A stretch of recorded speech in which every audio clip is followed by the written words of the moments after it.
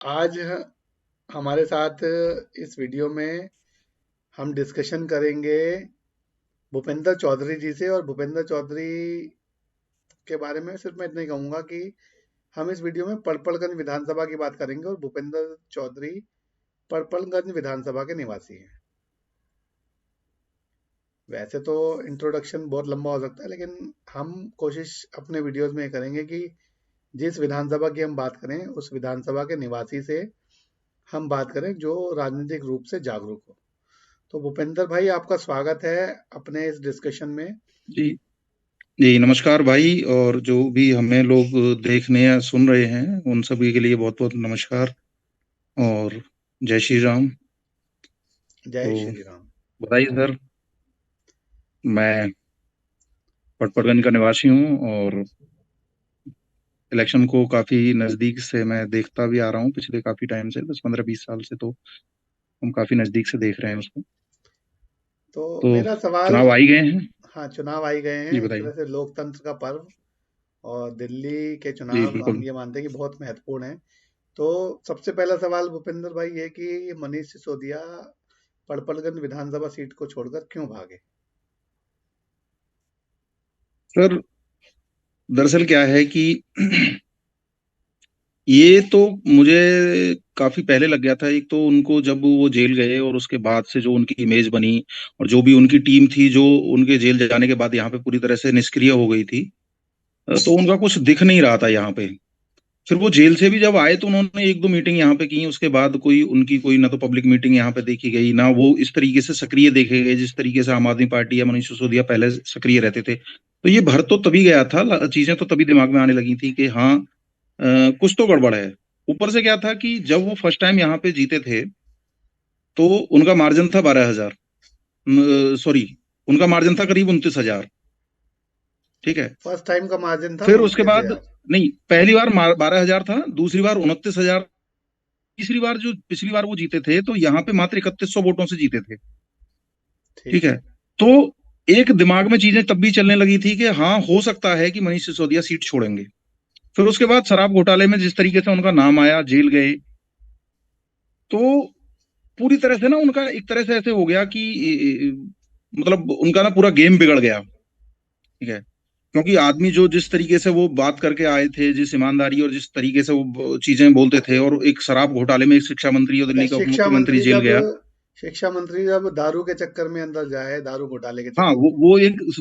वो मुझे लग रहा है भारत का एक पहला बहुत एक विचित्र सा मामला था कि एक शिक्षा मंत्री जो है शराब के घोटाले में जेल गए। अच्छा, तो घोटाले उन्होंने। उसके बाद से लगने लगा था कि मनीष सिसोदिया का जो है यहाँ पे मामला जमने वाला नहीं है। दूसरा जो कारण हमें लगता है कि मनीष सिसोदिया का यहाँ से जाने का जो दूसरा कारण है, वो हमें भी जो समझ में आ रहा है वो ये है कि जो यहाँ के लोकल कैंडिडेट पिछली बार उनके सामने लड़े थे, रवि नेगी, वो बहुत ही सक्रिय है और यंग भाजपा के नेता हैं। पिछली बार मात्र 3100 वोटों से वो लोग वो हार गए थे। कोविड के टाइम में मनीष सिसोदिया उप मुख्यमंत्री होते हुए, यहाँ के विधायक होते हुए भी कोविड के टाइम पे कहीं नहीं दिखाई दिए। सिर्फ प्रेस कॉन्फ्रेंसेस में आते थे। वो जो एलिगेशन उनको लगाते नहीं होते थे सेंटर के ऊपर के वैक्सीन नहीं मिल रही है, ये सब था। रवि नेगी ने डोर टू डोर लोगों को जाके हेल्प की थी। अच्छा। जो क्लास वाला एरिया था, जिनको उस समय पे सख्त नीड थी, जो लोग यहाँ से भाग रहे थे जब उनके पास खाने नहाने के लिए चीजें नहीं थी, उस समय पे डोर टू डोर जाके रवि नेगी ने हेल्प की थी। उसके बाद फिर सेकंड फेज ये हुआ कि रवि नेगी तो लगातार लगे रहे। मनीष सिसोदिया का कैंपेन पूरा जो एक तरह से बैठ गया, वो दिखना बंद हो गए, फिर जेल चले गए। और उसके बाद जब वो जेल से भी आए तो वो सक्रिय यहाँ पे दिखे नहीं। इस बीच एक चीज और हुई कि रवि नेगी यहाँ पे जब एमसीडी के चुनाव हुए तो यहाँ से पार्षद बने, अच्छे खासे मार्जिन से वो जीते। तो साफ ये दिखने लगा था आम आदमी पार्टी की जो टॉप लीडरशिप थी, सबको दिख रहा था कि यहाँ पे जो है इस बार मनीष सिसोदिया के लिए सीट निकालना बहुत बहुत मुश्किल होने वाला है। ठीक है।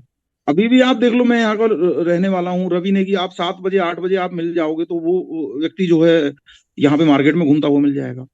आप दोपहर को, शाम को, किसी भी समय उस आदमी को पकड़ना, उस आदमी को मिलना बहुत आसान है। तो भूपेंद्र जी, जैसे आपने बात की रवि नेगी की बात हम करेंगे कि पिछले चुनाव में वो मतलब जीतते जीतते हार गए थे। और उसके बाद वो विधायक के इलेक्शन में हारने के बाद वो वहां से काउंसलर बने, जबकि निगम काउंसिलर में बने हैं। निगम में आम आदमी पार्टी ने बहुत प्रोपेगेंडा सा फैलाया था, जैसे कि दिल्ली में फैला रखा है पिछले 12-13 साल से। लेकिन अब मेरा कहना यह है कि रवि नेगी की बात हम करेंगे, लेकिन हम बात करते हैं पलपलगंज से मनीष सिसोदिया पूर्व उप मुख्यमंत्री के भागने के बाद जो अवध ओझा के बारे में हम बात करते हैं कि आम आदमी पार्टी ने उन्हें अपना कैंडिडेट बनाया है। तो सवाल मेरा जी। यह है कि अवध ओझा को, मतलब एक जब उप मुख्यमंत्री जैसा व्यक्ति सीट छोड़ के भाग रहा हो, तो अवध ओझा के लिए ये फायदे का सौदा अवध ओझा के लिए फायदे का सौदा रहेगा, या ये कह लें कि बस अवध ओझा स्केप गॉट, मतलब बलि का बकरा बना दिया गया उनको। और मैं आपका इस सवाल का जवाब इस तरीके से देना चाहूंगा कि आम आदमी पार्टी ने एक बहुत ही हैवी वेट कैंडिडेट को यहाँ से ड्रॉप किया है, जो मनीष सिसोदिया को हटा लिया यहाँ से, या वो छोड़ के चले गए, वो लड़ना नहीं चाहते यहाँ से। ऐसा नहीं कि वो चुनाव नहीं लड़ना चाहते, चुनाव वो लड़ना चाहते हैं, पर इस सीट से नहीं लड़ना चाहते। तो इससे आप साफ समझ सकते हो कि उनकी स्थिति क्या है। ठीक है, अभी वो जंगपुरा से चुनाव लड़ने वाले हैं, जो कि ना तो उनका इलाका है ना वहां पे, और वो यहाँ से काफी दूर भी है, कोई अगल बगल की सीट भी नहीं है। तो आम आदमी पार्टी को एक हैवी वेट कैंडिडेट ही यहाँ पे थोड़ा सा देना था। अवध ओझा को सिर्फ आप इसलिए जानते हो, अवध ओझा ना तो पॉलिटिशियन है ना कोई बहुत बड़े कुछ है, वो यूपीएससी और इनकी जो है तैयारी करवाते हैं, कोचिंग वगैरह ऐप के जरिए या ऑनलाइन। अच्छा, जी एक बताइए। मेरा इम्पोर्टेंट सवाल ये है कि क्या एक शिक्षक को, मतलब अपने छात्रों को बीच में, क्योंकि मेरे ख्याल से मई जून में इसके इलेक्शन वो भी होते हैं, एग्जाम होते हैं यूपीएससी के, जी तो जी एक जी जी। शिक्षक को अपने छात्रों को बीच में छोड़कर ऐसे आना, इस पे मैं जवाब चाहूंगा। दरअसल क्या है, देखो सर, ये है कि पॉपुलैरिटी के लिए हर आदमी घूम रहा। अवध ओझा जो एजुकेशन के सेक्टर में जितना कमाना था कमा सके थे, अब उस पॉपुलैरिटी को वो कैश करना चाहते हैं। इसमें वो पहले भारतीय जनता पार्टी में जगह तलाश रहे थे काफी टाइम से। गोंडा उत्तर प्रदेश से आते हैं, तो वो जगह तलाश रहे थे, भारतीय जनता पार्टी में उनको जगह नहीं मिली। तो अब जाहिर सी बात है कि उनकी भी कुछ महत्वाकांक्षाएं हैं, तो वो भी अब उनको यहाँ पे स्कोप मिल गया, बहुत कुछ करने वाले हैं, ये है वो है, इस तरीके से, तो वो एक शिक्षक के रूप में उनको ले आए हैं। ठीक है, ये बात आपका पॉइंट बहुत ही वैलिड है कि जिस तरीके से वो तैयारी करा रहे थे अपने छात्रों की, और उनको मिड सेशन में ही एक तरह से उन्होंने बीच में मझधार में छोड़ दिया, वो तो पूरी तरह से कैंपेन में बिजी हो जाएंगे अब। अवध ओझा तो पूरी तरह से इलेक्शन में चले जाएंगे ना अब, तो उन कोचिंग क्लासेस का क्या होगा, उन बच्चों का क्या होगा जो यूपीएससी और उसकी तैयारी कर रहे हैं। तो अब ये तो अवध अवध ओझा के सामने ये सवाल तो आएंगे। ठीक है, अगर मीडिया अगर इसको स्वतंत्र रूप से पूछेगा, तो अवध ओझा के सामने ये सवाल आएंगे कि उन्होंने उन छात्रों के बारे में क्या सोचा है, उनका भविष्य तो अदर में छोड़ के वो इलेक्शन लड़ने जा रहे हैं। अगला क्वेश्चन मेरा ये है कि कांग्रेस की भी थोड़ी सी बात कर लेते हैं। कांग्रेस ने पूर्व विधायक और दिल्ली प्रदेश के पूर्व अध्यक्ष जो रहे अनिल चौधरी, अध्यक्ष, हाँ। जी जी उनको, जी। हाँ, वो मेरा उनसे परिचय काफी पुराना है, मैं डूसू टाइम से उनको जानता हूँ। ठीक है, वो डूसू के भी प्रेसिडेंट रहे हैं। तो उनको कांग्रेस ने अपना प्रत्याशी बनाया है, तो कांग्रेस के बारे में क्या कहेंगे कि कांग्रेस कैसा करेगी? अनिल चौधरी जी को प्रत्याशी बनाने के अलावा कांग्रेस के पास कोई दूसरा ऑप्शन पटपड़गन विधानसभा में है ही नहीं। ना तो कोई नेता है अनिल चौधरी के बाद, कोई यहाँ पे नेता न बना है, न तैयार हुआ, न कोई उभर पाया है। तो अनिल चौधरी से बेहतर कैंडिडेट कांग्रेस के लिए नहीं हो सकता था, तो उन्होंने अनिल चौधरी को इसलिए कैंडिडेट बनाया है।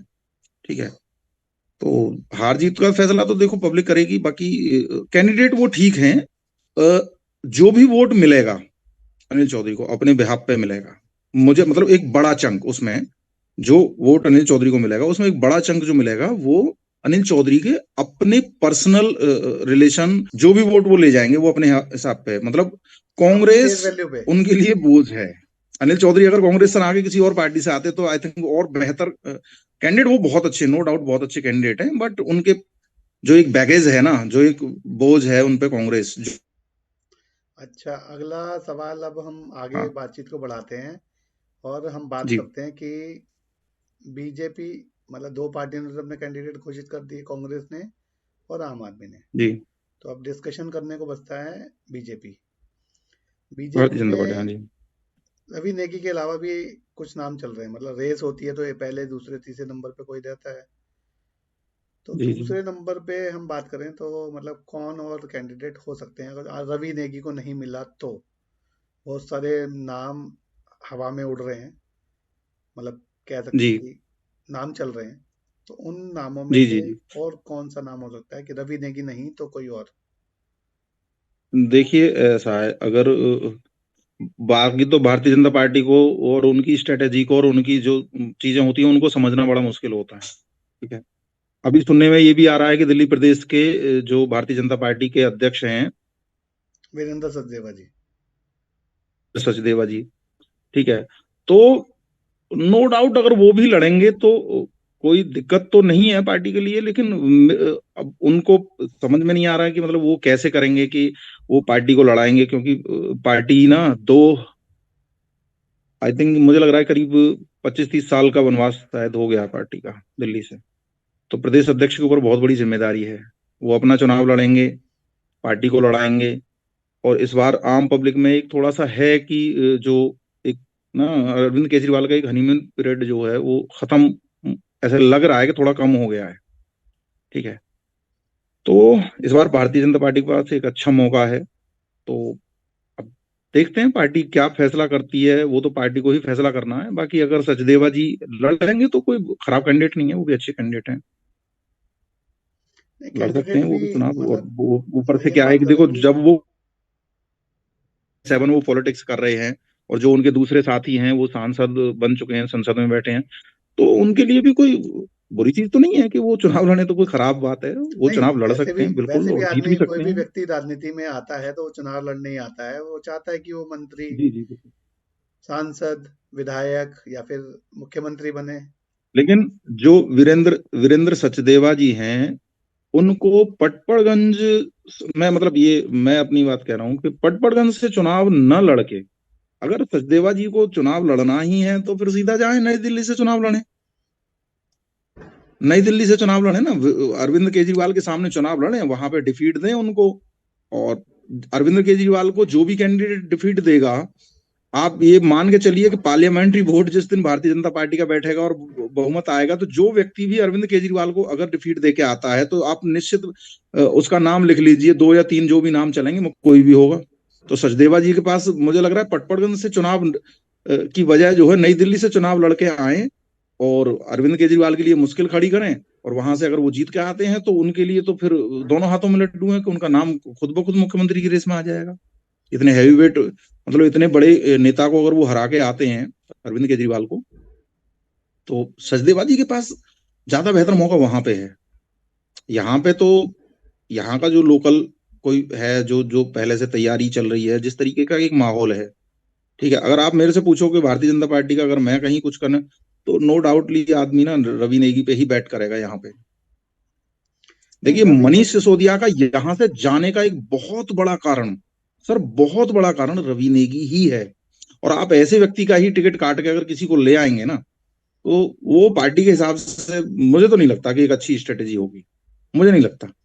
कांग्रेस ने भी कुछ टिकटें घोषित कर दी हैं और आम आदमी पार्टी ने सारे अपने प्रत्याशी घोषित कर दिए हैं। तो जी अब जी सर। भारतीय जनता पार्टी की जो देरी हो रही है, तो भारतीय जनता उसको मतलब उसकी वजह से कुछ नुकसान।